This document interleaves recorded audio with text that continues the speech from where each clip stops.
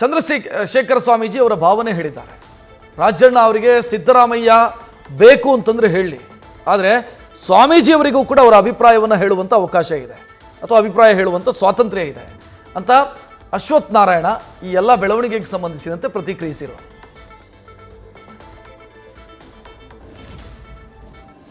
ಎಲ್ಲ ಏನ್ ಮಾಡ್ಕೊಳ್ಳಿ, ಅವ್ರಿಗೂ ಒಂದು ಪೀಠ, ಯಾರೇನ್ ತಡ ಇದ್ದೀರಾ ಅವರು ಒಂದು ಪೀಠ ಮಾಡ್ಕೊಳ್ಳಿ, ಕೂತ್ಕೊಳ್ಳಿ, ಸ್ವಾಮೀಜಿ ಆಗ್ಬೇಕಿದ್ರೆ ಯಾರೇನ್ ಅಡ್ಡ ಬಂದಿಲ್ಲಲ್ಲ, ಎಲ್ಲವನ್ನು ಸರ್ವಸಂಗ ತ್ಯಾಗ ಮಾಡಿ ಹೋಗಿ ಸ್ವಾಮೀಜಿ ಆಗ್ತೀನಿ ರಾಜಣ್ಣವರೇ ಸ್ವಾಮೀಜಿ ಆಗಿ.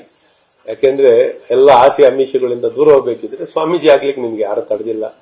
ಹಾಗಾಗಿ ಯಾರು ಬಂದು ರಾಜಕಾರಣಿ ಆಗ್ಲಿಕ್ಕೂ ಯಾರಿಗೂ ತಡೆಯಲ್ಲ. ಸೊ ಹಾಗಾಗಿ ಯಾರು ತಡಿಬೇಕಾಗಿಲ್ಲ. ನಿಮ್ಮ ಅಭಿಪ್ರಾಯ ಹೇಳಿ, ಅವರ ಅಭಿಪ್ರಾಯ ಸ್ವಾಮೀಜಿಯವರ ಅಭಿಪ್ರಾಯ, ಸ್ವಾಮೀಜಿಯವರು ಹೇಳಿದರೆ ನಿಮ್ಮ ಅಭಿಪ್ರಾಯ ನೀವ್ ಹೇಳಿ. ಹಾಗಾಗಿ ಅವ್ರೇನ್ ಹೇಳ್ಬೇಕು ಅಂತ ನೀವ್ ಹೇಳ್ಬೇಕಾಗಿಲ್ಲ, ನೀವೇನ್ ಹೇಳ್ಬೇಕು ಅಂತ ಅವ್ರು ಹೇಳ್ಬೇಕಾಗಿಲ್ಲ. ಪ್ರಜಾಪ್ರಭುತ್ವ ವ್ಯವಸ್ಥೆನಲ್ಲಿ ಅವ್ರವ್ರ ಭಾವನೆಗಳು, ಅವ್ರವ್ರ ಆಲೋಚನೆಗಳು ಹೇಳಿದ್ದಾರೆ.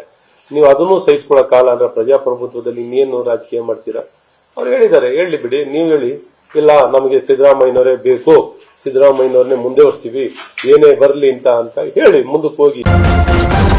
ನ್ಯೂಸ್ ಫಸ್ಟ್ ನಿರ್ಭೀತಿಯಿಂದ ನಿಮ್ಮ ಪರವಾಗಿ.